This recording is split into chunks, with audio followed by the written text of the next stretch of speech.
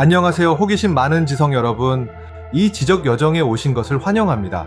끊임없이 변하고 모순적이며 덧없이 아름다운 세상, 혹시 여러분도 이 세상을 바라보며 이런 질문을 던져본 적이 있으신가요? 이것이 과연 전부일까? 우리의 감각으로 인지하는 이 세상이 사실은 진정한 세상이 아니라면? 이 질문은 결코 새로운 것이 아니며 수천 년 동안 인류를 사로잡아 왔습니다. 현실의 본질에 대한 이러한 근본적인 의심은 거의 모든 서양 철학이 싹튼 씨앗과 같습니다. 그리고 이 씨앗은 25세기에 걸친 사상 위에 그림자를 들이운 한 인물에 의해 체계적으로 심어졌습니다.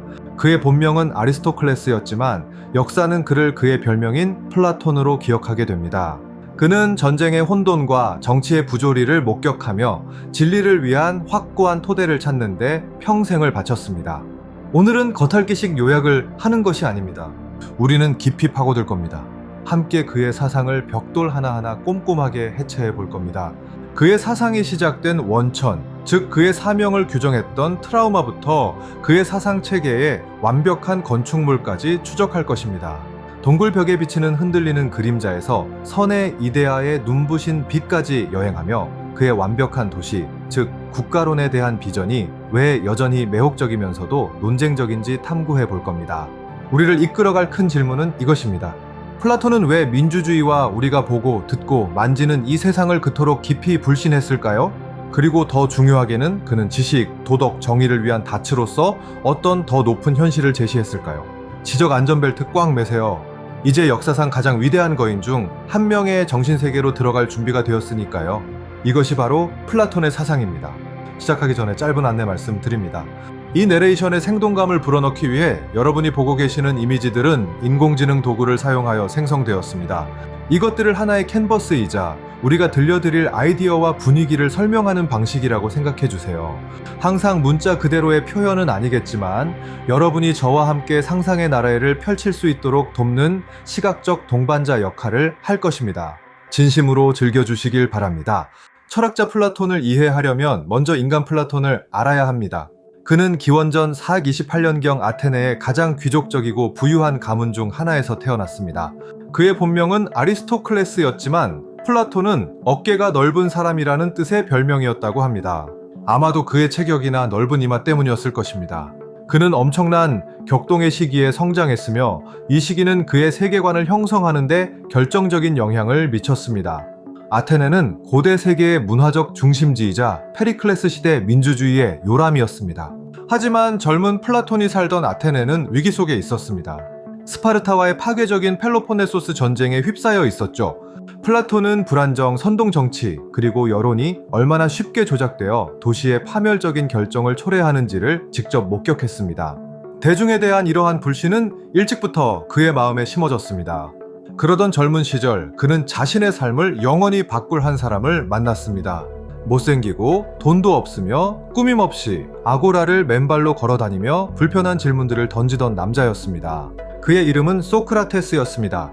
소크라테스는 아무것도 기록하지 않았지만 그의 질문 방식, 즉 산파술 또는 아이디어를 낳는 기술은 젊은 플라톤을 매료시켰습니다.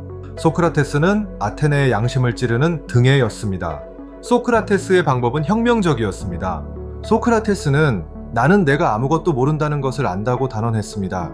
그는 가르치려 하지 않고 대화와 변증법을 통해 상대방이 자신의 믿음을 스스로 검토하도록 강요했습니다.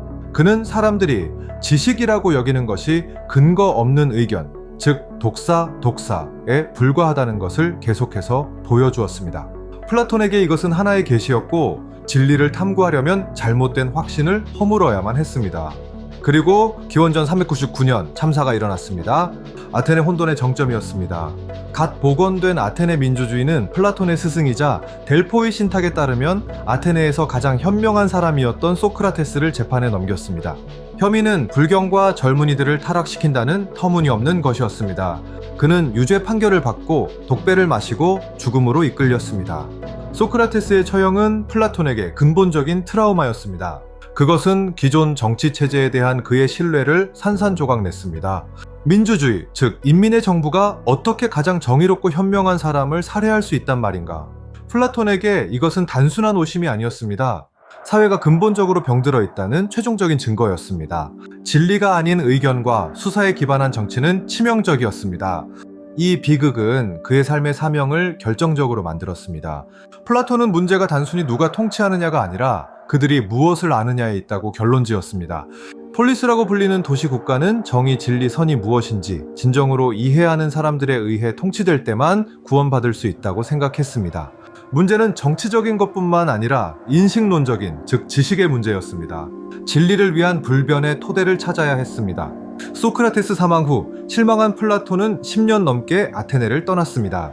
그는 광범위하게 여행했습니다.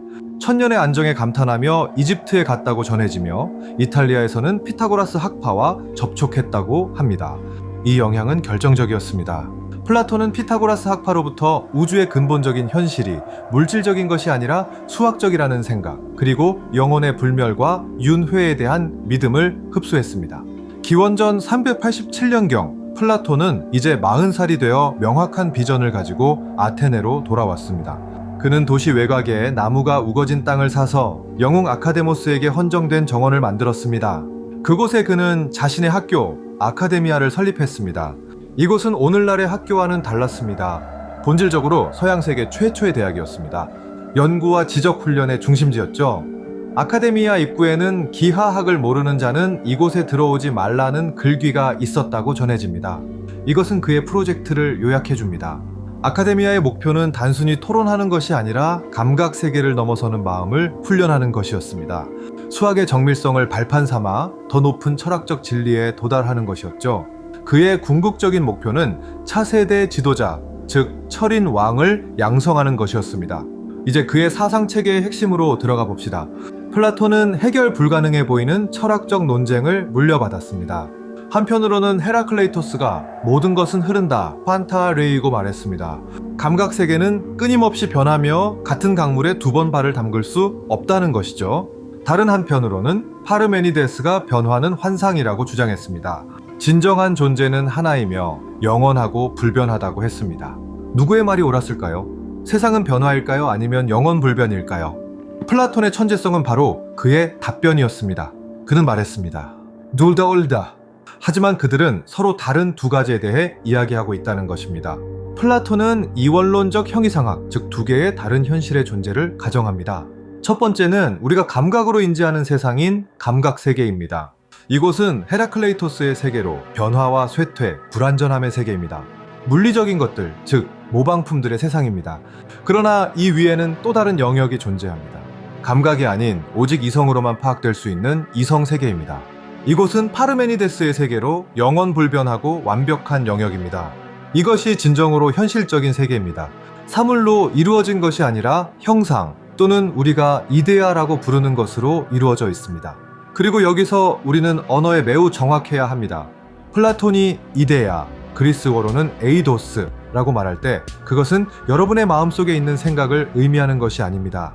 그에게 이데아는 어떤 사물의 완벽하고 불변하는 원형, 즉 주형틀입니다. 그것은 사물의 본질입니다. 이 이데아들은 우리가 보는 물리적인 대상들보다 더 실제적입니다. 그것들은 우리의 감각 세계에 존재하는 모든 것의 원인이며 모델입니다. 그것들이 진정한 현실입니다. 예를 들어 생각해 봅시다. 감각 세계에서 우리는 수많은 의자를 봅니다. 나무 의자, 금속 의자, 못생긴 의자, 예쁜 의자, 부서진 의자, 새 의자 등 다양합니다. 이 모든 의자는 다르고 일시적이며 파괴될 수 있습니다. 하지만 이 모든 것을 의자로 만드는 것은 무엇일까요?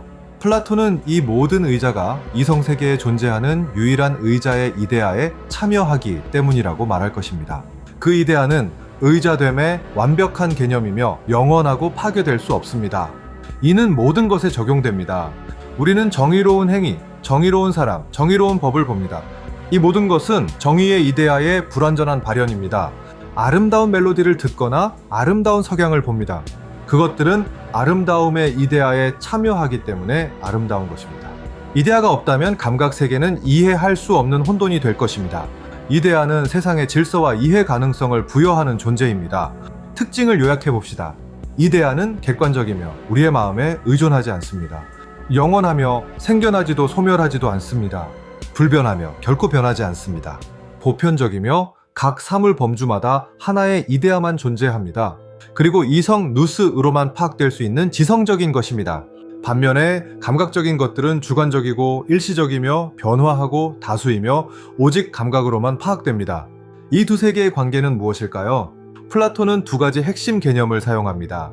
첫 번째는 미메시스 또는 모방입니다. 감각 세계는 이데아 세계의 불완전한 복사본, 즉 모방품입니다. 마치 그림자가 사물의 복사본인 것처럼 말이죠. 두 번째는 메텍시스 또는 참여입니다. 감각적인 것들은 해당 이데아의 본질에 참여하기 때문에 그 자체로 존재하는 것입니다. 이것이 바로 유명한 이데아론입니다. 이것은 모든 플라톤주의의 등뼈입니다. 헤라클레이토스 파르메니데스 논쟁을 해결합니다. 감각세계 헤라클레이토스는 흐르고 변합니다. 이성세계 파르메니데스는 영원하고 불변합니다. 둘 다 존재합니다. 하지만 하나는 진정한 현실이고 다른 하나는 그 그림자에 불과합니다. 이 이론은 그의 형이상학, 즉 실제가 무엇인지에 대한 그의 이론의 기초입니다.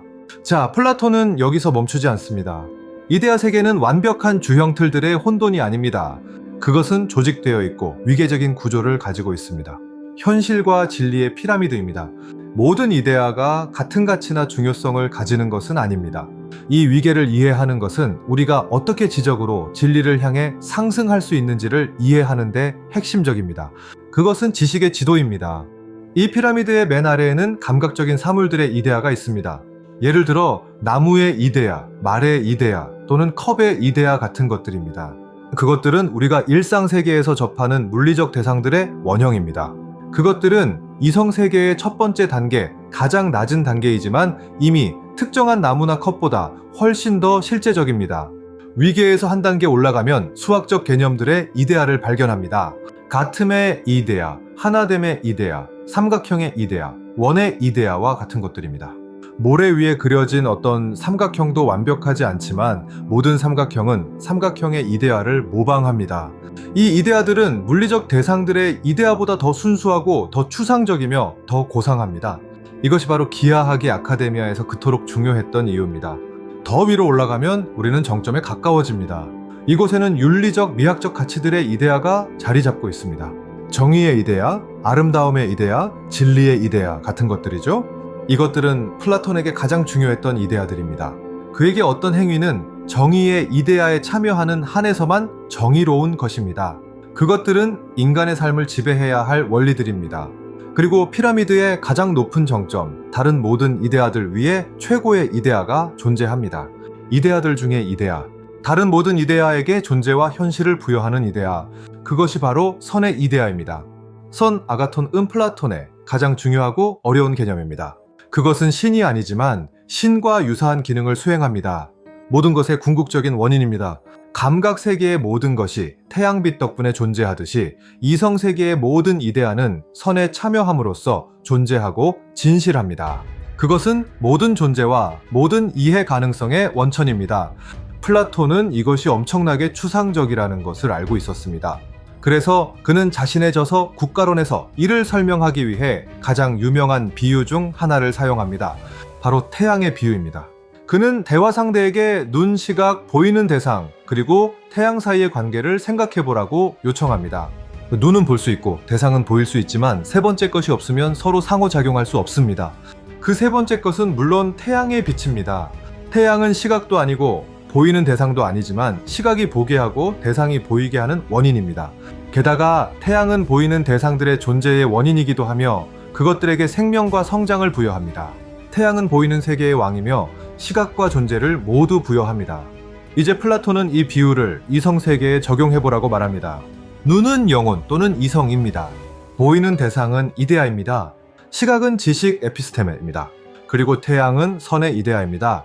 영혼은 인식할 수 있고 이데아는 인식될 수 있지만 지적인 빛이 존재하지 않으면 서로 상호작용할 수 없습니다. 선의 이데아가 바로 그 빛입니다.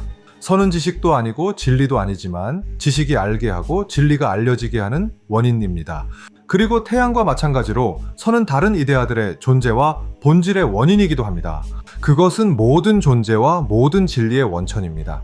선을 아는 것이 철학의 궁극적인 목표입니다. 자, 이것이 플라톤의 형이상학입니다. 불완전한 그림자의 감각 세계와 완벽하고 영원하며 위계적으로 조직되고 선의 이데아가 정점에 있는 이성 세계를 가진 이 원론적 현실. 선의 이데아는 모든 현실의 원천입니다. 이것이 바로 플라톤주의 우주의 건축물입니다. 혼돈의 세계에서 안정과 진리를 찾기 위해 설계된 우주인 것이죠. 이는 다음 논리적인 질문으로 이어집니다. 우리가 변화와 모방의 세계인 감각세계에 갇힌 존재라면 도대체 어떻게 이성세계를 알 수 있을까요? 진리가 저 위에 있다면 여기 아래에 있는 우리는 어떻게 그 진리에 접근할 수 있을까요? 이것이 플라톤의 인식론, 즉 그의 지식이론의 핵심 질문입니다. 이를 설명하기 위해 플라톤은 철학 역사상 가장 강력하고 오래 지속되는 이미지를 우리에게 선물합니다. 수세기 동안 울려 퍼진 이야기입니다. 물론 국가론에 나오는 동굴의 비유입니다. 이것은 그의 지식이론뿐만 아니라 교육과 철학자의 의무에 대한 그의 비전을 설명하기 위해 고안된 이야기입니다. 플라톤은 우리에게 지하에 거쳐, 즉 동굴을 상상해보라고 요청합니다. 그곳에는 평생을 어린 시절부터 그곳에서 살아온 죄수들이 있습니다. 그들은 목과 다리에 쇠사슬로 묶여 있어서 오직 앞만, 즉 동굴의 맨 끝벽만을 볼 수 있습니다. 고개를 돌릴 수 없습니다. 그들의 현실은 늘 그 벽이었습니다. 죄수들의 뒤편, 어느 정도 거리를 두고 더 높은 곳에 불이 있습니다. 그리고 불과 죄수들 사이에는 길이 있는데 그 길을 따라 작은 담이 있습니다. 마치 인형극 조종사들의 가림막처럼 말이죠. 그 길로 온갖 종류의 물건들, 즉 사람과 동물 형상의 조각상들, 나무와 돌로 만든 것들을 들고 가는 사람들이 지나다니는데 이 물건들은 담의 높이보다 높습니다. 다른 것을 한 번도 본 적 없는 죄수들은 그 그림자들이 유일하고 진정한 현실이라고 믿습니다. 만약 물건을 운반하는 사람들이 말하는 소리를 듣는다면 그들은 그 소리를 그림자에 귀속시킬 것입니다. 어떤 그림자가 다음에 지나갈지 맞히는 게임을 한다면 가장 능숙한 사람이 가장 현명하다고 여겨질 것입니다. 플라톤은 이것이 우리의 무지의 상태, 즉 지식의 가장 낮은 단계인 에이카시아 상상이며 그림자를 실제와 혼동하는 상태라고 말합니다. 이제 죄수 중 한 명이 쇠사슬에서 풀려나 강제로 몸을 돌렸다고 상상해 봅시다. 그가 가장 먼저 보게 될 것은 불입니다. 어둠에 익숙해진 그의 눈은 빛 때문에 손상될 것입니다. 그는 그림자를 들이우던 실제 물건들을 보게 될 것이고 혼란스러울 것입니다. 그것들은 그가 익숙했던 그림자보다 덜 실제적인 것처럼 보일 것입니다. 이것은 교육의 고통스러운 첫 단계를 나타냅니다. 단순한 그림자에서 물리적인 대상, 피스티스 또는 믿음으로 나아가는 과정이죠. 그 다음 이 죄수는 거칠고 가파른 오르막길을 따라 동굴 밖 외부 세계로 끌려 나갑니다. 햇빛은 너무 강렬해서 처음에는 완전히 눈을 멀게 할 정도입니다. 이것은 고통스럽고 폭력적인 과정입니다. 플라톤에게 교육은 쉬운 오락이 아니라 영혼의 완전한 전환, 즉 페리아고게이며 고통스러운 과정입니다. 밖으로 나온 후 풀려난 죄수는 적응해야 합니다. 먼저 그는 외부 세계의 실제 물건들의 그림자만 볼 수 있을 것입니다. 그 다음에는 물에 비친 그 그림자들을 볼 수 있게 됩니다. 그 후에는 실제 물건들, 즉 나무, 별, 달을 직접 볼 수 있게 됩니다. 그리고 마침내 오랜 훈련 끝에 그는 태양을 직접 바라볼 수 있게 될 것입니다. 태양을 보면서 그는 태양이 모든 것의 근원임을 이해하게 될 것입니다. 태양선의 이데아은 나무와 동물, 다른 이데아들에게 생명을 주고 그들을 볼 수 있게, 알 수 있게 하는 것입니다.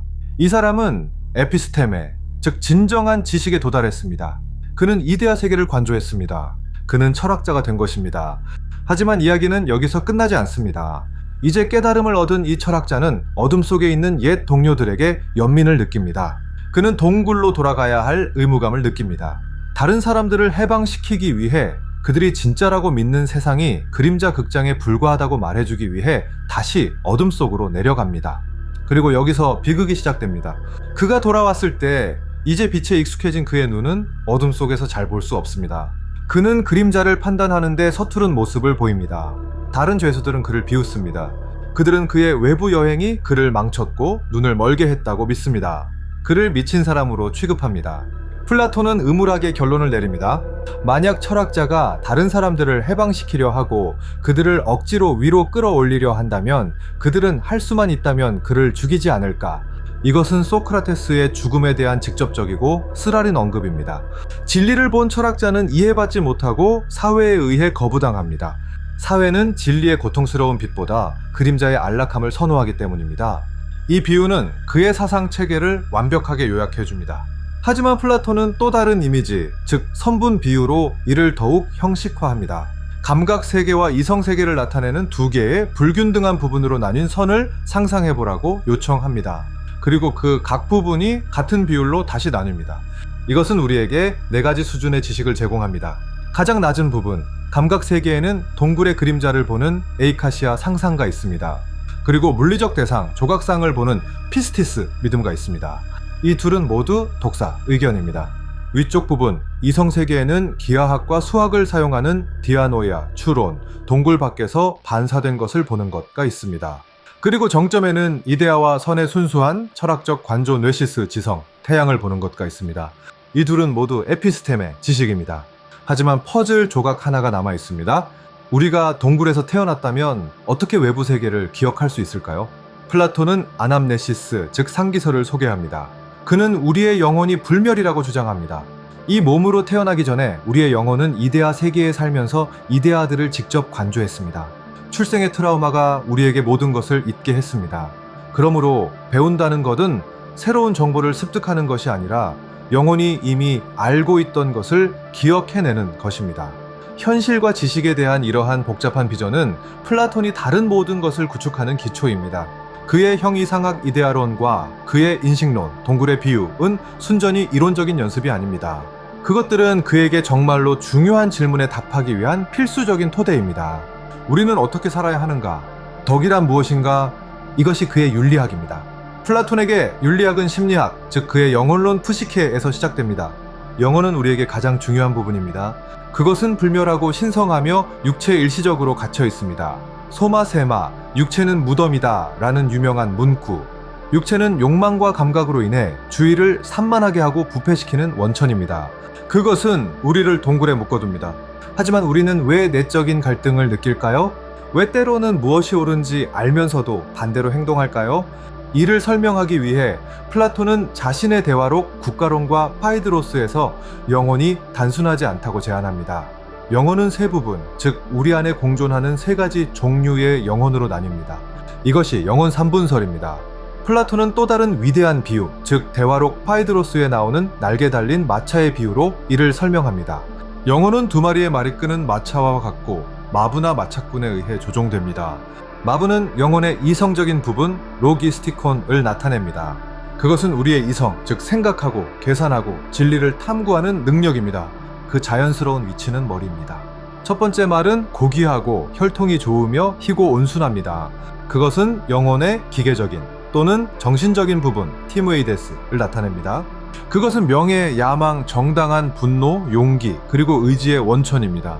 마부에게 순종하기를 원합니다. 그 자연스러운 위치는 가슴입니다. 두 번째 말은 그 반대입니다. 못생기고 검고 반항적이며 서투릅니다. 그것은 영혼의 욕구적인 또는 욕망적인 부분 에피티메티콘을 나타냅니다. 그것은 우리의 육체적 욕망, 식욕, 갈증, 성적 욕망, 돈에 대한 사랑의 자리입니다. 마차를 땅으로 감각세계로 끌어당깁니다. 그 위치는 배입니다. 플라톤에게 인간의 삶은 이러한 끊임없는 투쟁입니다. 마부이성은 선량한 말, 기계의 도움을 받아 사악한 말, 욕망을 길들이고 이끌어야 합니다. 목표는 마차 전체, 즉 영혼 전체가 원래 떨어진 곳인 이성세계, 즉 진리와 선의 관조를 향해 상승하는 것입니다. 여기서 우리는 플라톤의 덕, 아레테의 정의를 발견합니다. 덕은 한 가지가 아니라 영혼의 조화입니다. 각 부분은 자신만의 고유한 덕을 가지고 있습니다. 이성의 덕은 지혜나 소피아입니다. 기계의 덕은 용기, 안드레이아입니다. 그리고 욕망의 덕은 절제, 소프로시네입니다. 그렇다면 개인의 정의, 디카이오시네란 무엇일까요? 정의, 즉 최고의 덕은 영혼의 완벽한 균형 상태입니다. 그것은 영혼의 각 부분이 자신의 고유한 기능을 수행하고 다른 부분과 간섭하지 않을 때 발생하는 조화입니다. 즉 이성이 기계의 도움을 받아 욕망을 현명하게 지배할 때입니다. 정의로운 영혼은 질서 있고 건강한 영혼입니다. 그러므로 윤리적인 삶의 목표는 이러한 내적인 조화를 달성하는 것입니다. 이것은 오직 철학을 통해서만 이루어집니다. 우리의 이성을 교육하고 이데아와 선에 대한 지식으로 강화함으로써 우리는 이성에게 지배할 도구를 제공합니다. 플라톤에게 철학은 문자 그대로 영혼을 위한 치료이자 죽음을 위한 연습, 즉 합리적인 영혼을 육체의 욕으로부터 분리하는 훈련입니다. 이 영혼론은 플라톤 사상의 마지막 큰 영역으로 가는 완벽한 다리입니다. 바로 그의 정치 사상입니다. 그리스인에게 윤리와 정치는 분리할 수 없는 것이었습니다. 개인은 좋은 도시 국가 폴리스, 밖에서는 선한 존재가 될 수 없었습니다.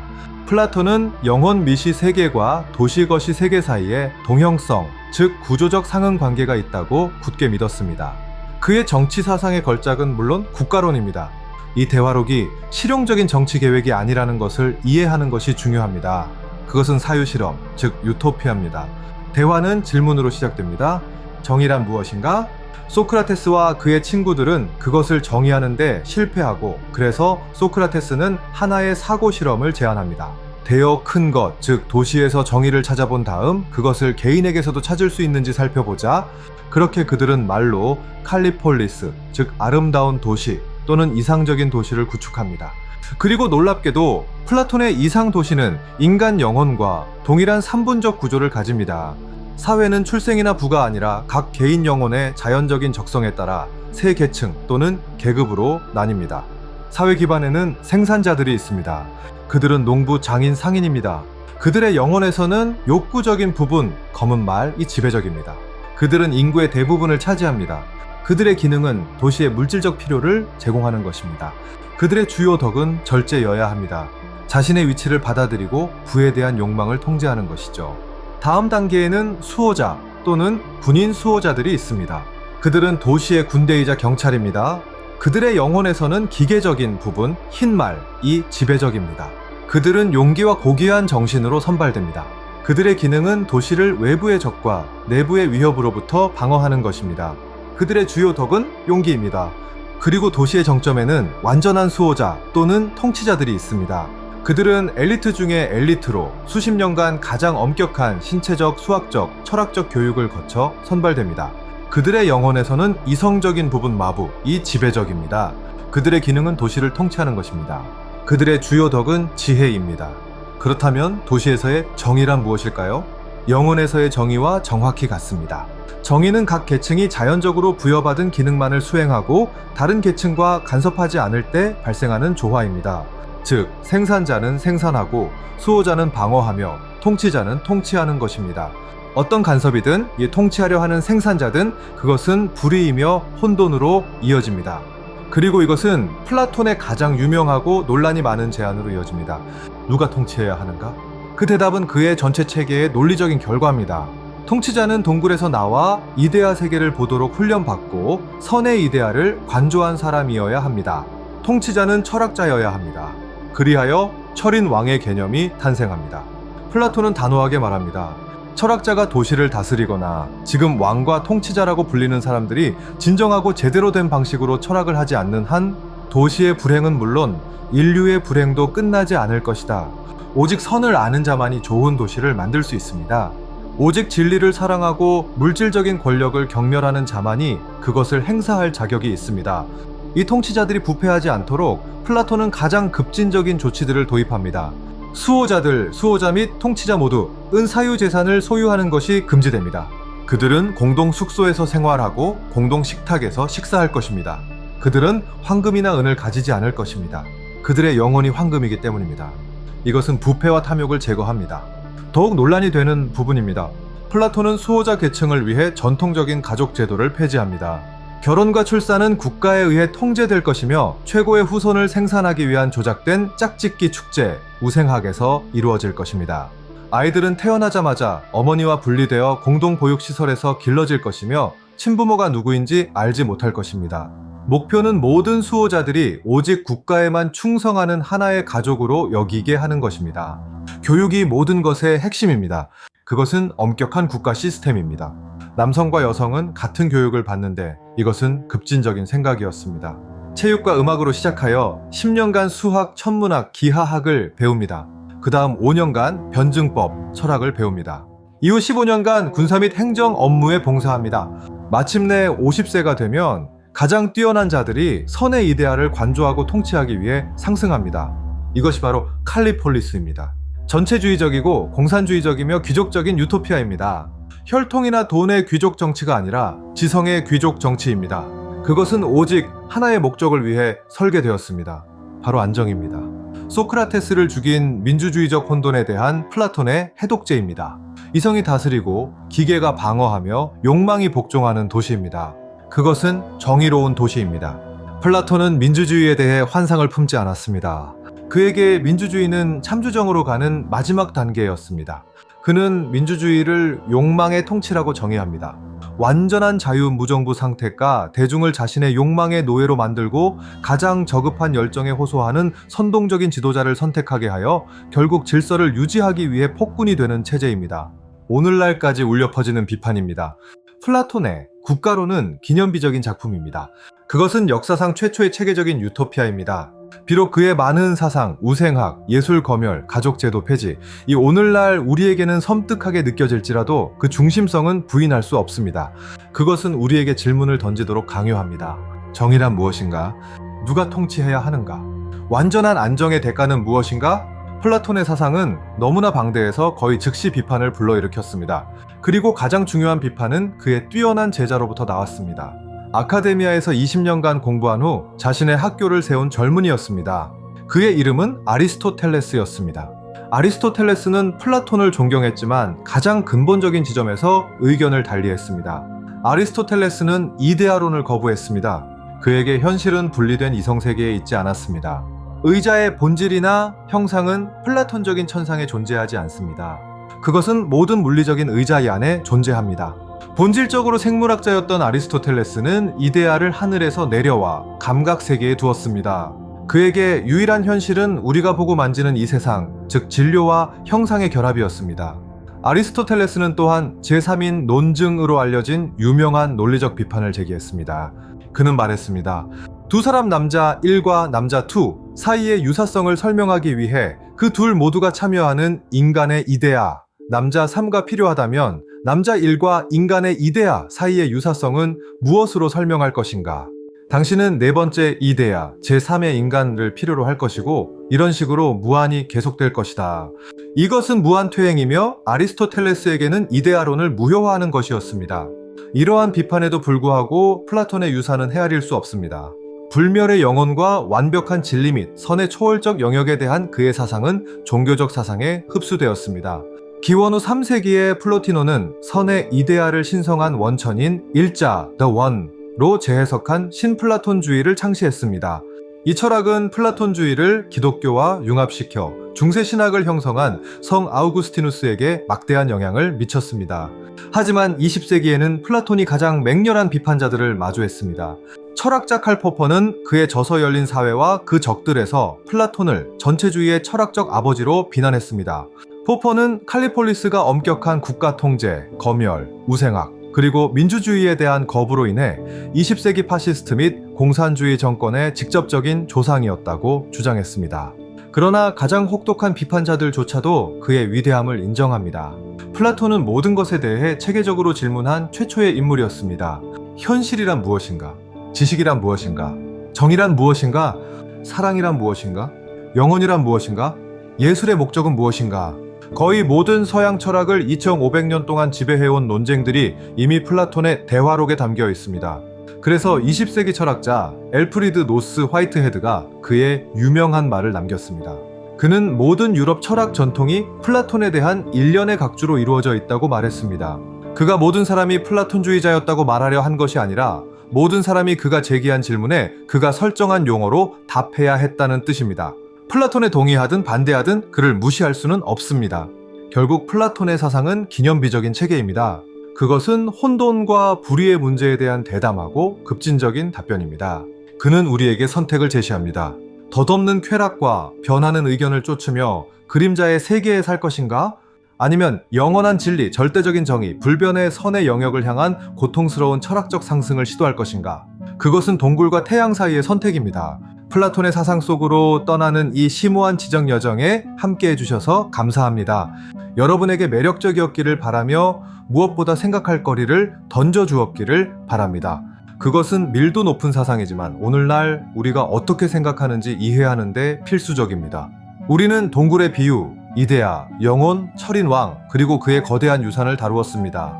만약 철학에 대한 열정이 있고 이처럼 깊이 있는 해체 영상을 더 보고 싶으시다면 채널 구독과 알림 설정 꼭 부탁드립니다. 여러분의 응원이 이러한 깊이 있는 영상들을 만드는 원동력이 됩니다. 자, 이제 여러분께 질문합니다. 어떤 플라톤의 사상이 가장 와닿으셨나요? 그리고 다음으로 아리스토텔레스, 칸트, 아니면 니체와 같은 어떤 사상가를 다루어 보면 좋을까요? 댓글로 알려주세요. 그럼 다음 시간까지 호기심 많은 지성 여러분,